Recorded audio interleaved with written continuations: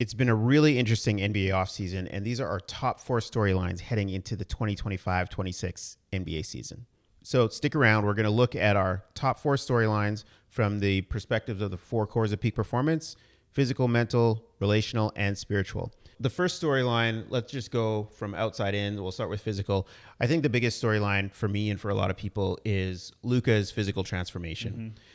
When the news kind of broke earlier in the summer and there were pictures circulating, I remember your mom actually showed me some pictures at first, and I was like, that's got to be AI. That's got to be doctored. And then he did the whole Men's Health cover shoot, and we've been seeing him in playing for Slovenia.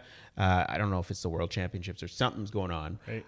But he looks like he's in phenomenal shape, and I can't wait to see what he's going to do for the Lakers this season. In the past, we've looked at this, and especially with Zion, we'll look at a guy and we'll be like, oh, transformation, like it's about to be a crazy season for them. And the same has kind of happened with Luka, but something about this one feels different. New team, new look, leaving behind the Mavericks and leaving behind, this like unfit, this unfit title, and he looks a lot better. He looks a lot more fit. Like you said, like the cover of Men's Health magazine. This one just feels and looks different than it has in the past. You haven't really heard much from him, seen much like off-season stuff outside of how his body is now transformed. And it's going to be really exciting to see a new look Luka on a new look Lakers for this season. And I think he's in for a big year. I honestly think that he could win MVP this season. And it looks like he's locked in. It looks like he's bought in. And I think the league should be on watch for Luka this year. I agree. I'm never been one of those people that thought like his physical stature and like his fitness was holding him back from MVP. Honestly, I think he's been on the verge for these last several seasons, right? You could argue that it was the team that he was playing on potentially, but then they made it to the finals, right? So he's always been right up there. I think he is one of the most competitive guys in the league. He's also one of the most skilled guys in the league, and add just a little bit more athleticism, and maybe this will help his health. He's not one to kind of get injured, but maybe this will help his endurance. I think this definitely puts him in the running. And the biggest thing for me from a coaching standpoint, from a performance coaching standpoint, is that he's now in an environment where I think will keep him locked in like throughout the season, right? Because you've got the guy in LeBron who has been the specimen really for his entire career, right? And what LeBron pours into his body physically over the course of a season and over the course of his career, now Luka's surrounded by that game in, game out, right? So I think that will help him kind of stay the course. If that was the issue, maybe he just didn't care before, and now he's just mad enough to be like, okay, I'll show you guys what I can do. Yeah, I think that, so a couple points on what you just said. You mentioned like maybe he didn't care before. I almost think that the trade is kind of like a wake-up call as well. It's like, yeah, I can be the most skilled guy in the league, but if I'm not staying on the court healthy, if I'm not looking healthy, if I'm having a beer after winning the conference finals, like these are kind of things that, yes, I might be the most skilled, but if I don't look like I'm bought in and I'm not taking care of my body to the extent that I should be, maybe guys will move on from me. And so now he probably is playing with a chip on his shoulder for the first time, maybe since his like rookie season or his second season. You mentioned that, his body has never really held him back in terms of being an MVP candidate. I think that's what's scary, is like he was always an MVP guy when he wasn't even in peak physical form. He doesn't need to be, but now that he is, like, who knows what he's going to look like on the court. He's not going to get dogged as quickly as he has been before in the past. He maybe avoids certain injuries. Maybe he's better defensively. I think that being in better shape is going to unlock a lot of areas of his game. And as a player myself, like, I know that when I'm in the gym constantly working out, when I'm eating better, when I'm going for runs, that kind of stuff, you just feel better as well. It's not even just about like being stronger and faster and bigger, but you also just like mentally feel like you're there. You're like, yeah, like I've been working on my body. I've been eating healthy. I just feel good. Yeah, Luka's in for a great season. You mentioned LeBron's going to be there to kind of mentor him. And I think that impact has already been obviously impacting his offseason. And JJ Redick as well. I don't think sleep on JJ Redick and his mind being in the locker room coaching Luka. So yeah, it's going to be a great season, I think, for him. Yeah, I think what you mentioned about just that mindset of feeling good because you're putting in the work. That's a great segue to the mental core and what I think is the biggest story from a mental standpoint. And this is actually one that you brought up when we were kind of talking about what we thought the biggest storylines were. What happens with the Celtics now? Like, what is their mindset, and specifically, what's the mindset of a Jaylen Brown, right? So he's now been thrust into the limelight. He's been a Finals MVP player. Yeah. He physically, if we talk about physical specimens, I mean, he is big, strong, fast, super athletic, and now he has been put into the role of, okay, can you now carry a team for the entire season, right? When you don't have, I think it was always kind of Batman and Batman, or, you know, Robin and Robin, however you want to think about it. I don't know if there was necessarily a 1A and 1B, at least in terms of their actual production on the court. You could argue, you know, was Tatum looked at as being the most dominant player or the best player on that team? Yeah. And do his numbers slightly put him there? And maybe it's not even slightly. But I think that because of what he did in the finals, he has now put himself in the position to be, okay, we should be able to rely on you as the number one option. So my question is, does he have that mindset? And does he have the support with the Celtics, not just the coaching staff, but also his teammates, to be like, yeah, you are now the man. We're going to wait for Tatum to come back. Pray that he comes back healthy, but this is now your team. Yeah, I've always been of the mindset, I viewed it as a 1A, 1B. Maybe like unjustifiably so, and maybe it's just because Tatum gets talked a lot more than Brown. But this is like his season and his chance to not only show me, but anyone else who thought that, anyone who looked at that finals and was like, why is Jaylen Brown getting finals MVP? This is his chance to now prove it. Yeah. Like this season, he could easily average over 25 points a game. I mean, you don't have Kristaps there. You don't have Drew Holiday there. There's so many. Forgot about Drew. Yeah, there's so many changes that the Celtics have made. And that's like a whole other story, is like what happens with this team. It's so weird seeing a team win a championship 2 years ago to now, like, do they make the playoffs this year? Yeah. You know what I mean? And obviously the Tatum injury is like an outside factor of that. But yeah, the team just looks different. And what is Jaylen Brown going to do with that? Like, is he going to kind of be passive and let the season go on by and wait for, you know, his other 1A partner to come in or his other 1B partner to come in? Or are you going to show that you can lead a team and show the Celtics that, like, hey, I can be your cornerstone. You can have two cornerstones and be one of those unique duos in the league where it's like, there is no better player. Yeah. They're just both phenomenal guys. Yeah. And yeah, I mean, Jaylen Brown's definitely going to have to, 82 games is a long season. And I think Jaylen Brown is going to have to find himself and prove a lot of people wrong in that, like, who the player that he is and being the best player on that team.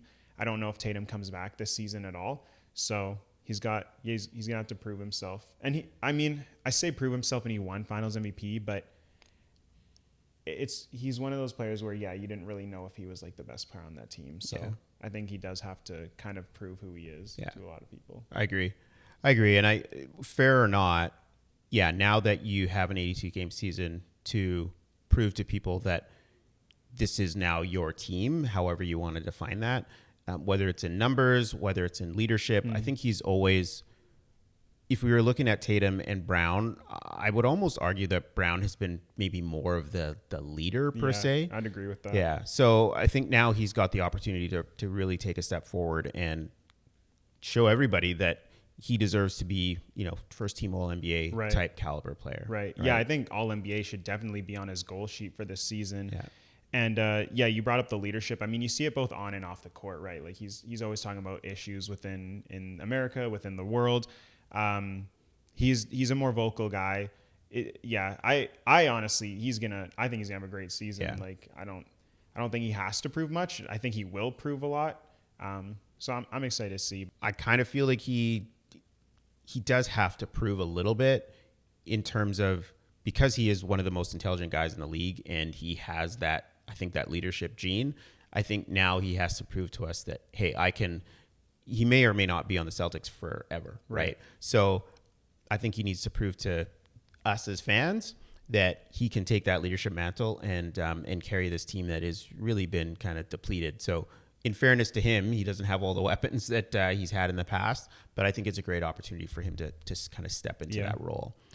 I'm going to pull an audible here, and we were going to talk relationally about the All-Star game changes, but I think that warrants a whole video in and of itself. Sure. So we're going to do that one later. What I do want to talk about is the other team that we're going to talk about in terms of their makeup is the Rockets. And how does that team gel when you had these young guys who are succeeding, doing really well, made some offseason changes, brought in this vet. Now, granted, this is an all-time vet in KD, and who is kind of the Swiss Army knife of players that can kind of fit into any scenario. But it's very different from the Warriors situation in terms of the makeup of this team. Like, this is all a team of young up-and-comers and guys who were kind of proven their mettle last season. So how do you think the relationship dynamics are going to work on this team? It's funny, like and we kind of talked about this when we made our finals video about the Rockets. We briefly talked about them for like 5 minutes, and we were kind of like confused, skeptical, obviously like respecting KD as like an all-time great and like excited that he's going to be on the team. We were like, oh, what do the Rockets really want to do here? Like, you had a really young core, and now you're throwing in like this veteran guy, added a couple other people in like Dorian Finney, and we weren't really sure. As the offseason has progressed, I have gotten more and more excited about this team. And I actually think that this was like a really, really good move for the Rockets, both now and for the future. Because I think KD, in terms of a relationship with those guys, does bring in a leadership aspect. You brought up the Warriors. That was KD joining like an already super team, already established guys. Like, now KD is going into a situation, and it was the same with the Brooklyn Nets. Like, he joined Kyrie and Harden, already established guys, like MVP caliber type players. He's now joining a team where it's like a men's third year, Şengün's like fourth year, I think.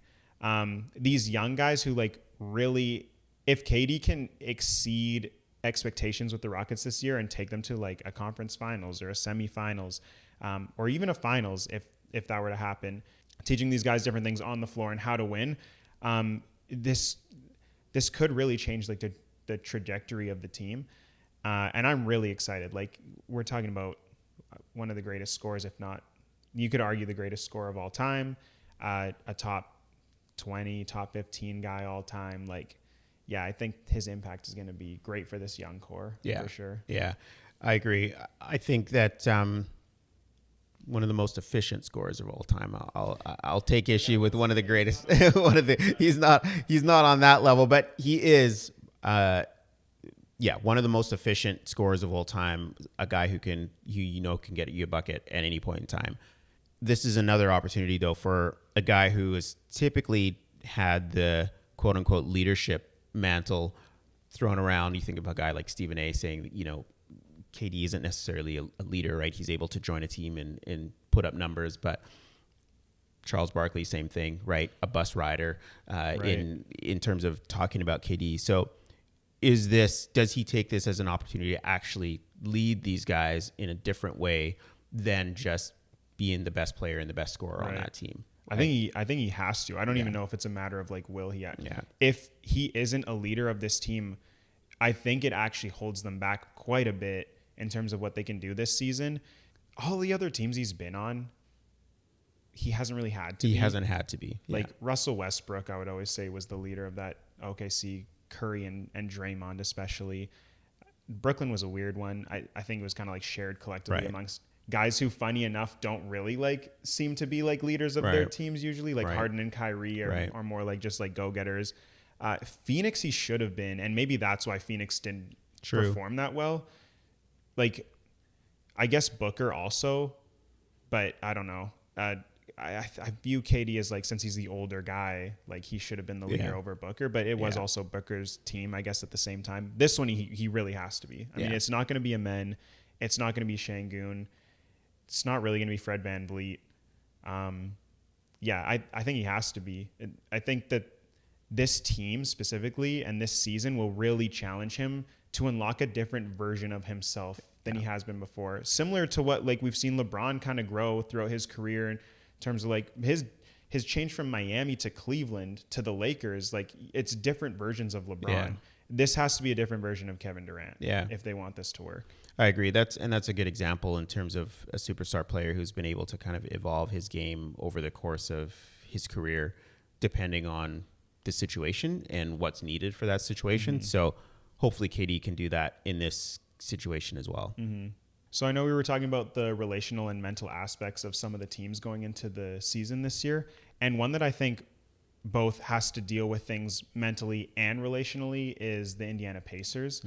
That would be tough to go from literally one game away from winning a championship to losing your best guy, to losing your centerpiece, both defensively and like your big down low in the offseason.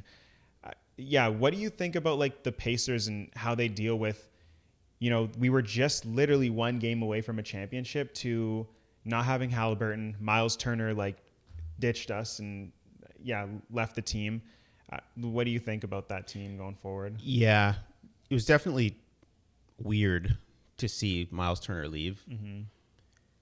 Granted, he's got to look out for what's best for his career and for his bag and whatever. So that, no comment there. That's fine. That makes sense for him.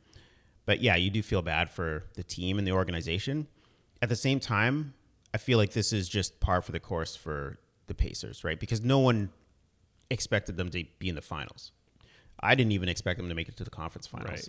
I think everybody, except for Pacers fans probably, were like, oh, really? This is the finals that we're going to be getting? Or this is the conference finals? And, the Pacers don't get a lot of burn. They're not super exciting to watch necessarily. At least they weren't during the regular season. We weren't like crossing off Pacers games on the calendar being like, hey, we got to check that out. But then everyone slowly fell in love with them over the course of the playoffs.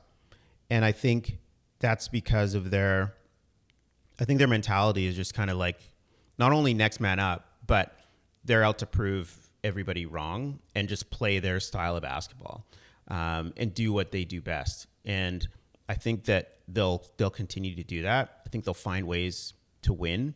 And they're a gritty team, right? Like you look at TJ McConnell, right? Who kind of exemplifies what the Pacers are about. They just go out there and don't really care what other people think. They're not trying to be flashy. They just do the things to get the job done. And then the next thing you know, it's like just 5 seconds left on the clock. And you're like, how are they still in this game? Or how are they on the brink of winning this game, right? Yeah. So I think it'll be the same with the season. How are they potentially still in the mix to be one of the better teams in the East? The East, it's a good thing that they're in the East because there really isn't a ton of competition there. I mean, there's a part of me that wonders, are they still even better than the Sixers, at this point in time? Are they still, no shade on Embiid, but, the Sixers have a lot to prove. I don't want to get into all the other teams in the East. However, we'll get into that later. But however, I think the Pacers are the Pacers, and I think they'll continue to do what they do best, which is to surprise people with how they play and how they show up in the big moments. Yeah, in a pretty wide open East. I mean, outside of the Knicks, I don't really have faith in any other team. Like the Cavs, I guess the Cavs too. They have a couple of injuries that they're dealing with right now. It'll be interesting to see how they go about it. And if any team can like overcome those kind of obstacles, it is the Indiana Pacers. So it'll be interesting. It'll be interesting. Yeah. Last but certainly not least, one of the coolest storylines I think has been what we're calling the spiritual storyline for the offseason. And it's been the journey of Wemby, right? So shaved head Wemby, training with KG Wemby. Mm-hmm. Like, are we about to see a next level international player? Not even just an international player. Are we about to see a generational player who we knew when he was drafted, was the alien, someone we've never seen before? And are we about to unlock Wemby 2.0 and see a player that's about to completely revolutionize the game this season? Yeah. Dude, I'm really hyped for Wemby this year. Like, as a rookie, even coming in, he was already one of my favorite players in the league. And now, and he was already so locked in, and it just seems like he's unlocking new levels and new forms of that. Yeah. Like you said, shaved head Wemby, like KG mentality Wemby. If that's what the league is getting, like, everyone's got to be careful and everyone's got to watch out. I honestly think that seeing him in the MVP race, I don't think is out of the realm of possibility for this season. The Spurs will probably make the playoffs. how far can they go with him and De'Aaron Fox? I've heard some people throw out the finals. I don't know if I'm ready to say that yet because he hasn't even been in a playoff series yet. But I'm also like, it's not ridiculous though. Yeah, I'm really excited to see Wemby. I think it's just going to be, he's going to take over the league. If not this year, next year for sure. It's definitely exciting to watch this young guy. And what I keep thinking about is when a young Giannis came into the league and was super skinny and super raw, and he put on some muscle, and Giannis was already super determined and really kind of locked in and focused, like you said. Wemby's cut from the exact same cloth. Mm-hmm. Like, he hates losing. He takes everything personally, and he's super competitive. Once this kid puts on some muscle, I mean, it's just going to be lights out because he's already skilled beyond some of the, the top 10, 15 players in the league right now. And defensively, he's already on Giannis level or, superseding that. So once he physically gets his body locked in, not that it's not. I mean, I worry when I see him on the floor. Sometimes you're like, like if he gets hit the wrong way, if he lands the wrong way. Exactly. So let us know about what you think of those top 4 storylines. Is there anything that we missed in there? We'd love to hear you in the comments. We're going to have a lot more NBA content coming up in the next few months as the season gets rolling. And if you haven't hit like or subscribe, definitely do that now. Check out some of our other videos on the channel, and we'll see you next time.